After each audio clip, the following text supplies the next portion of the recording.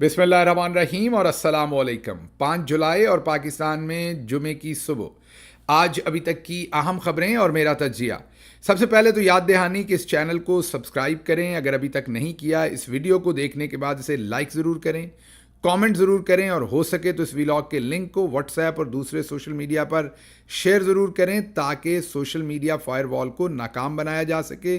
अब आते हैं आज की खबरों की तरफ। आज खबरें तो बहुत सारी हैं, लेकिन सबसे पहली खबर जो है आम आदमी के बारे में रखेंगे, गरीब आदमी के बारे में रखेंगे और आपको बताएंगे कि इस वक्त पाकिस्तान के अंदर गरीब को कैसे मार दिया गया है, पीस दिया गया है और लोग क्यों। आपके सामने कल हमने एक रिक्शा ड्राइवर की कहानी रखी थी जो रिक्शा चलाते चलाते अपना बिजली का बिल हाथ में लिए बीच चौक के पूरे कपड़े उतार के बरहना होके खड़ा हो गया था। क्या माजरा हुआ था, किस चीज़ ने रिक्शा ड्राइवर को इतना मजबूर कर दिया था कि वो इन हालात तक पहुंच गया।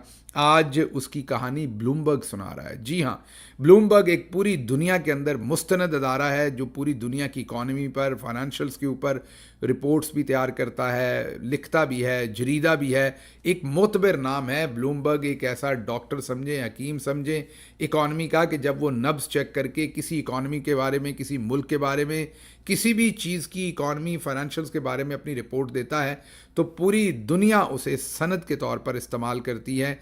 फैसला साजी में इस्तेमाल होता है ब्लूमबर्ग की रिपोर्ट्स और उस जरीदे में छपी हुई स्टोरीज़ जो हैं या ख़बरें हैं।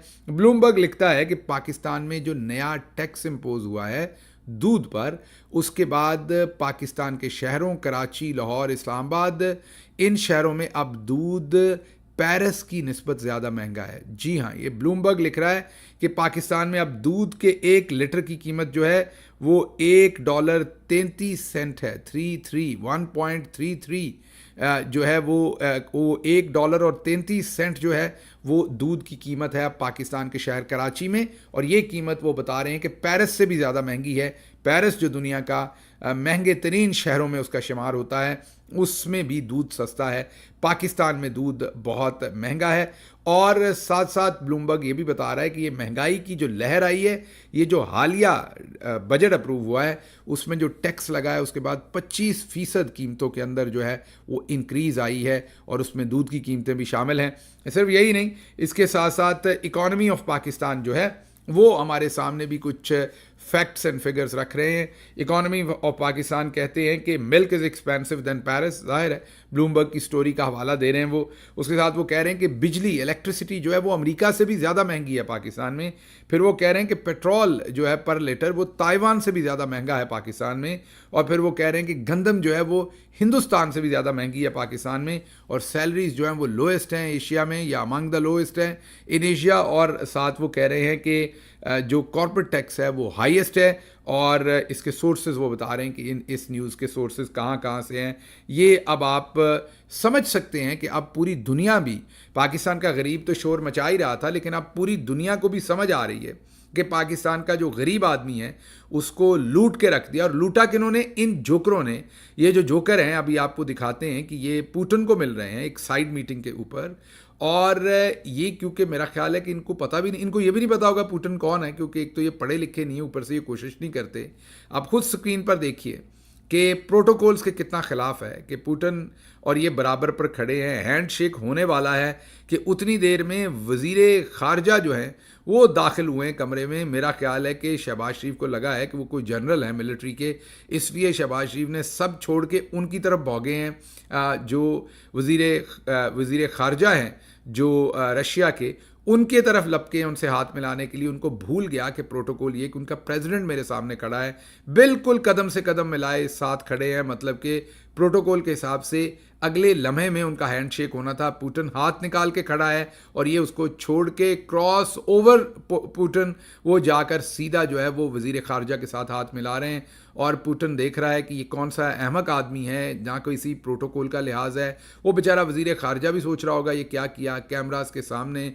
ऐसे मखबूतुल हवास लोगों को आप खुद सोचिए, उसको ये भी नहीं पता होगा कि इन दोनों में से पुतिन कौन है। लेकिन क्योंकि یہ چنا ہوا ہے پاکستان کی اسٹیبلشمنٹ کی طرف سے. انہیں ایسے ہی لوگ سوٹ کرتے ہیں, انہیں ایسے لوگ سوٹ نہیں کرتے جن کا کوئی اپنا قد کاٹ ہو, جنہیں عالمی برادری کے اندر کوئی اپنی عزت ملے, وہ پاکستان کے لیے برانڈنگ کرے, پاکستان کے لیے بہتری کریں, پوری دنیا کی جو لیڈرشپ ہو وہ ان کو قدر کی نگاہ سے دیکھے اور پاکستان کے لیے وہ کچھ وہاں سے لے کر آئیں واپس پاکستان. نہیں, ہمیں ایسے نہیں چاہیے. ہمیں جوکرز چاہیے جو ہمارے بوٹ پالش کرتے ہیں اور باہر جا کر پاکستان کی جتنی مرضی بے عزتی کروائیں. یہ دیکھنے کو تو ایک ویڈیو لگ رہی ہے, لیکن یہ آپ کے حالات کو بتا رہی ہے کہ پوری دنیا اب ان جوکرز کو کس طریقے سے لیتی ہوگی, اور یہ جو حرکت کی ہے اس کے بعد پوٹن ان کو کس طریقے سے لے گا, اور وہ کیا سوچ رہا ہوگا کہ پاکستان کے اندر جو پاکستانی اسٹیبلشمنٹ ہے ان کو اس طرح کے لوگ پسند ہیں جنہیں بنیادی پروٹوکولز کے جو بنیادی چیزیں ہیں ان کا بھی اندازہ نہیں ہے کہ انٹرنیشنل پروٹوکولز آپ کو سکھائے جاتے ہیں. میں پرائم منسٹر کے ساتھ تھا, بتایا جاتا ہے باقاعدہ, اس سے پہلے بریفنگ دی جاتی ہے کہ آپ نے میٹنگ کے لیے جانا ہے, اس جگہ پر آپ کھڑے ہوں گے, اس جگہ پر وہ کھڑے ہوں گے, ایسے ہینڈ شیک کرنا ہے. سب کچھ آپ کو پہلے بریفڈ ہوتے ہیں, آپ پروٹوکولز فالو کیے جاتے ہیں, ادب و آداب میں آتے ہیں انٹرنیشنل. لیکن انفارچونیٹ ہے کہ یہ کس طرح کے لوگ جو ہیں وہ ہمارے پلے ڈال دیے ہیں, اور اس کی میں نے آپ کو ڈپکشن کل آپ نے فیصل آباد میں دیکھی تھی. رکشہ ڈرائیور کپڑے اتار کے بیچارہ کھڑا ہو گیا تھا. آج آپ اس کی کہانی بلومبرگ میں ایک طرف سے شدھ پیور دیسی طریقے سے وہ احتجاج تھا, اور دوسری طرف سے بلومبرگ جیسے عالمی جو جریدے ہیں وہ لکھ رہے ہیں کہ پاکستان میں مہنگائی جو ہے وہ اب پیرس سے بھی آگے چلی گئی اور تنخواہیں جو ہیں وہ ہیں نہیں. اچھا جی, اگلی خبر آپ کے سامنے رکھتے ہیں کہ جاوید لطیف انہوں نے ایک نیا بیان داغ دیا ہے. جاوید لطیف صاحب پہلے تو آپ کو پتہ ہے کہ یہ کہتے رہے کہ نواز شریف کے ساتھ زیادتی ہوئی ہے, بوٹ کو عزت جو ہے وہ ہم نے نہیں دینی, ہم نواز شریف کو مائنس کر دیا گیا ہے, بڑا ظلم کر دیا گیا ہے, جتایا نہیں گیا, یہ کیا, گلے کرتے رہے آپ کو پتہ ہے. اور اس سے پہلے یاد کیجیے یہ الیکشن کے بعد یہ گلے کر رہے تھے. الیکشن سے پہلے وہ کہتے تھے, جیسے عظمہ بخاری کہہ رہی ہیں نا کہ حافظ جی تن کے رکھو, ان کا ٹویٹ تھا, بالکل یہی کام جاوید لطیف جو آج بڑے ڈیموکریٹ بنتے ہیں یہ کہتے تھے کہ جی جب تک 9 مئی کی سزائیں پاکستان تحریک انصاف کو نہ دیں تب تک معاملہ ٹھیک نہیں ہونا, تب تک لیول پلینگ فیلڈ نہیں, انہیں سزائیں دیں, ان کو ملیا میٹ کر دیں, جیلوں میں ڈالنا کافی نہیں ہے. اس ٹائم یہ شخص مکمل بوٹوں کو پالش کر رہا تھا, اور آج جاوید لطیف صاحب نے یہ کہا ہے کہ یہ جو عمران خان صاحب کی حکومت گرائی گئی ہے نا, یہ عمران خان کو ہیرو بنانے کے لیے کی گئی. ماشاءاللہ ماشاءاللہ.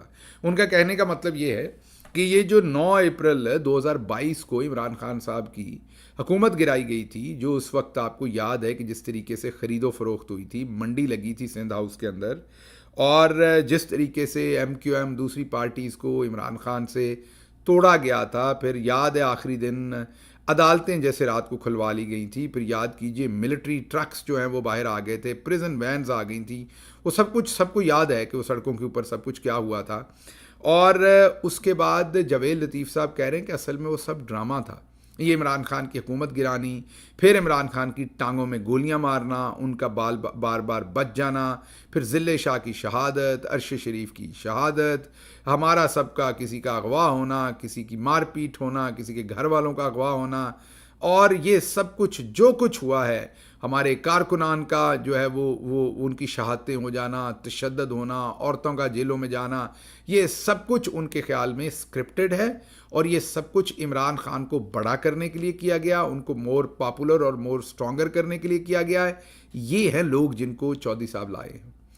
چودھری صاحب نے ایک تو شہباز شریف کو حرکتیں کرتے دیکھا ہے کہ وہاں کیا کر رہے ہیں, اور یہ صاحب جو ہے جاوید لطیف صاحب, یہ انڈکلیئرڈ اسپوکس پرسن ہیں نواز شریف کے.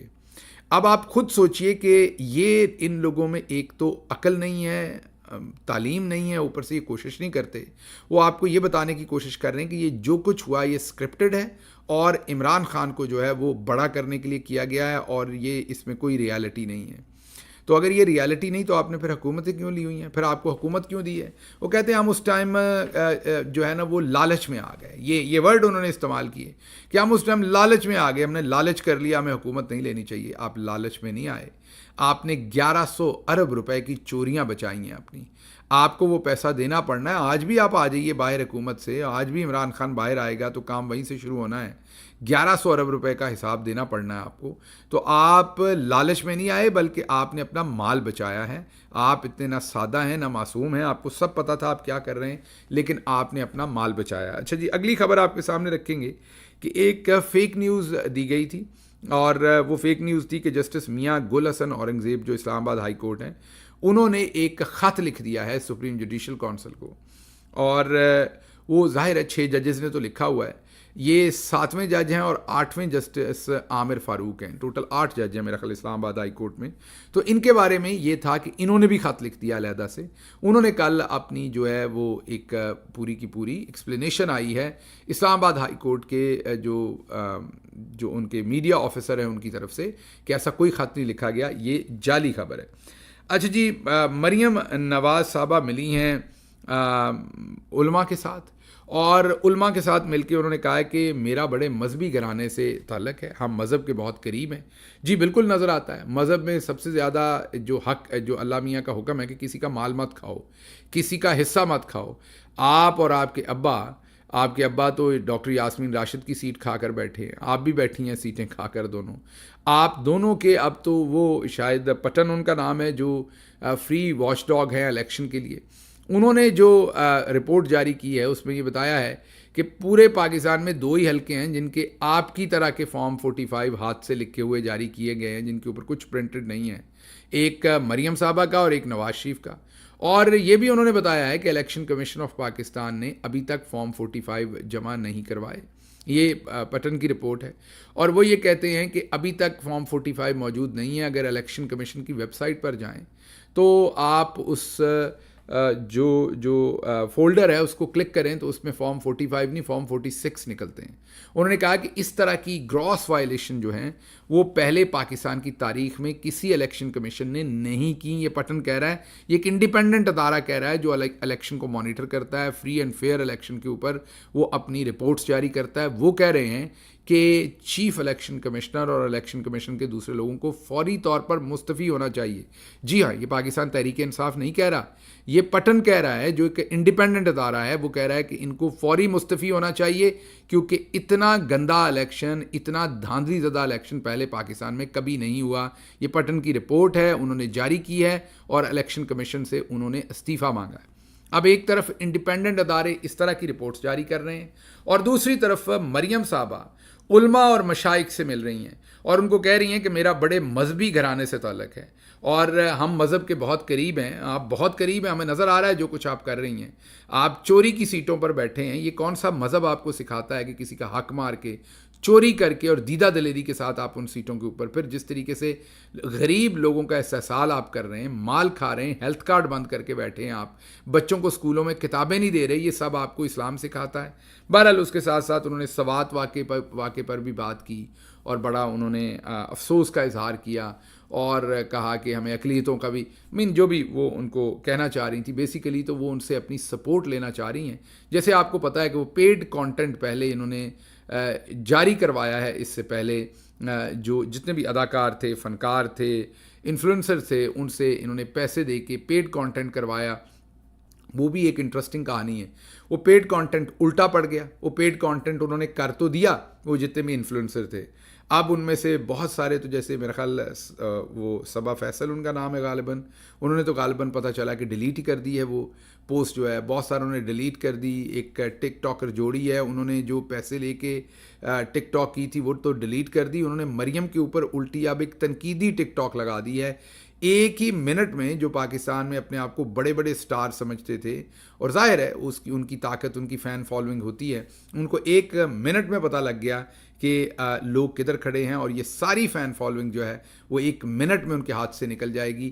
بہت ساروں کا دماغ فوراً ٹھکانے پر آیا اور انہوں نے اپنے اس پوزیشن سے، کئیوں نے تو معافی مانگی ہے اور کئی رو پڑے ہیں آن لائن آ کر کہ ہم یہ ایکسپیکٹ نہیں کر رہے تھے، ہم پر اتنی تنقید آئے گی، ہمیں پتہ نہیں تھا. ایک ویڈیو تو میں نے دیکھی جس میں ایک خاتون سیلیبریٹی کہہ رہی ہیں یا انفلوئنسر کہہ رہی ہیں کہ مجھے پتہ نہیں تھا اس حکومت نے لوگوں کے دلوں کو اتنا دکھایا ہے، جو کل تک ہمارے فین تھے وہ آج ہم سے نفرت کر رہے ہیں، اس لیے میں یہ ویڈیو جو ہے وہ ڈیلیٹ کر رہی ہوں. مسئلہ یہ سیاسی نہیں ہے، مسئلہ یہ انسانی ہے. ان فنکاروں کو بھی سمجھنا پڑے گا.